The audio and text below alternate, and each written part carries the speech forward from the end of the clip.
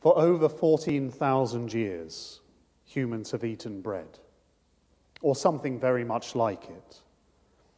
Our ancient hunter-gatherer ancestors left breadcrumbs and fragments of ground wheat and barley charred in their fireplaces as they moved after migratory animal herds across the very, very ancient Near East. And the pyramids, those signs of ancient civilization and slavery, were built on bread and on beer too. The kind of cooking vessels that were used 4,500 years ago in the ancient kingdoms of Egypt have ancient strains of bread yeast embedded within them. Yeasts which, just a few years ago, were extracted under laboratory conditions in the United States of America and revived by being mixed with oil and water and hand-milled grains. And they were used to bake again. Those yeasts produced a loaf that was much denser, much richer, honey-sweet, and much more cake-like than we would recognize today, but something which is a sustainable and rich food. No wonder then that when Israel fled from slavery in Egypt, fled to wilderness and hunger and a very tentative reliance on God's provision, these loaves left behind, these signs of civilization from before the dawn of time, were what they remembered and hungered after wistfully, and with a real anxiety about where their next meal might be found. Complaining in the wilderness, desperate for food, uncertain of where their leaders had brought them to, the Israelites cried out to Moses, and the reply from God was to send small particles, strange things, onto the ground from which bread could be formed each day, and quails too, so that with bread and meat in the wilderness, a people were fed. We call those strange grains, those small white flakes that the story of Exodus refers to, manna. But in Hebrew, that simply means, what is this? There is something of God's provision, small and round and white, in what we do in our church every Sunday. And it's easy to see how the image of manna and the Eucharistic wafers that we and many other churches use to celebrate communion are symbolically connected. One obvious difference, however, is that manna is described as coriander-like and sweet as honey, whereas in the current circumstances, the wafers that we use to celebrate the Eucharist always seem to mostly taste of hand sanitizer.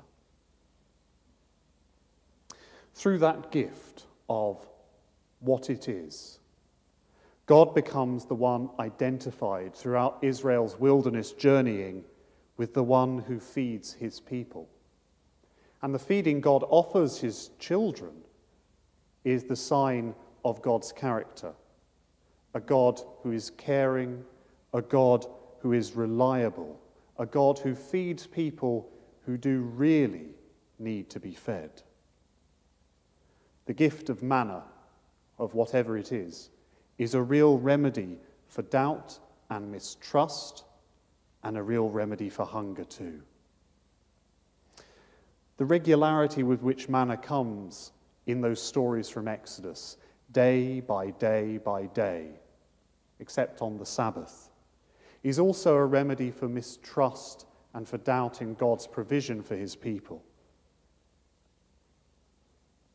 The regularity with which people in our society today need to be fed is perhaps a recipe for something else, for mistrust in relationships that bind our social contract together, but an opportunity too for those people of goodwill who care within our modern society to seek to remedy that mistrust with bread, with food, with resources that we share. And there are many opportunities that this church is involved in to give to the work of Christian aid and to contribute to the Chipping Barnet Food Bank. And later in the year, again, to be involved in the night shelter, coordinated in partnership with other churches and with Homeless Action Barnet.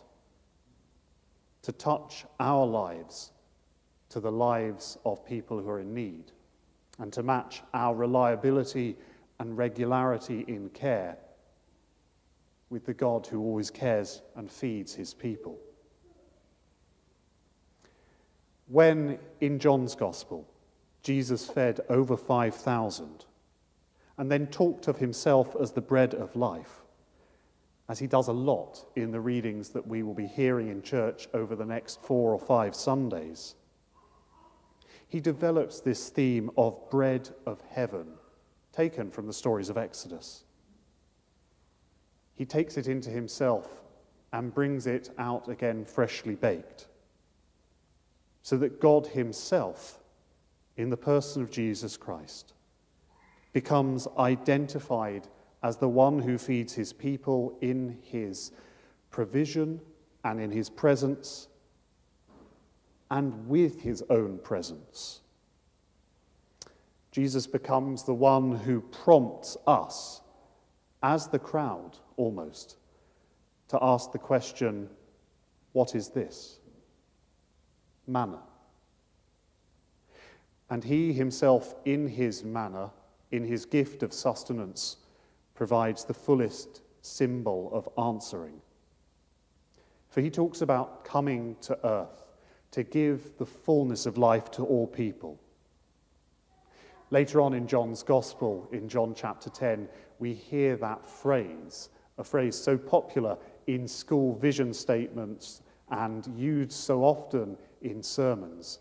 I have come that they may have life and have it abundantly. And one way of rethinking and expanding the translation used in today's gospel reading, I have come to bring eternal life, would be to see eternal life as something that is about quality as well as about quantity of living. Eternal life as being about fullness and richness of human existence, now and forever after. Jesus is also what this fullness of life, this flourishing of humanity looks like for us. What a full stature of a man or a woman or a child can be in Paul's writings, the one into whom we are called to grow as we follow him. The bread which, as what it is, as manna, lasted only for a day, lasts forever in that possibility of growing toward and with Jesus in our lives. In John's Gospel, the crowd begs Jesus to give them this bread always. And Jesus answers them by saying that those who are in him, those who find their identities rooted in him, who are growing toward him, will never be hungry and never be thirsty. This is an understanding of God's constancy, of his eternal provision, and of the journeying that we have in his presence that motivates the goodwill of many who seek to remedy real hunger within our society and who seek to repair that social compact that's broken down when people are in need. As Marcus Rashford, now more famous perhaps as a food campaigner than a footballer, says about his own campaign to end child hunger over school holidays, such as the one we're now living through. The faith we have in God is shown by the people that we are. The people that we are people who share our food with the hungry, so that no child should be without, especially at this time of year. And the people that we are those who are called to be living according to the understanding that hunger or any other limiting factor placed on the fullness and flourishing of life for all people is a scandal. A scandal in the religious sense, an offence against God. And a scandal in a social sense, something that breaks down bonds and makes it harder for lives to flourish, as well as a scandal in the merely political sense, the kind of thing that we're all too familiar with from the headlines in the papers. And so I hope over the next months we will continue to embrace, as a church community, that scandal and bring it to healing through working with Christian Aid, through contributing to the resources opened to our local area through the Chipping Barnet Food Bank.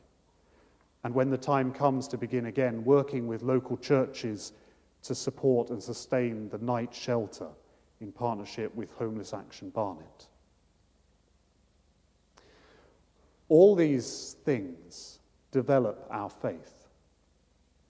And the development of our Christian faith is almost an echo of Israel's long journey from Egypt through wilderness and need, through learning about God's provision to a land where God's provision seems to be everywhere, to a fullness and a flourishing of life that can be shared equally.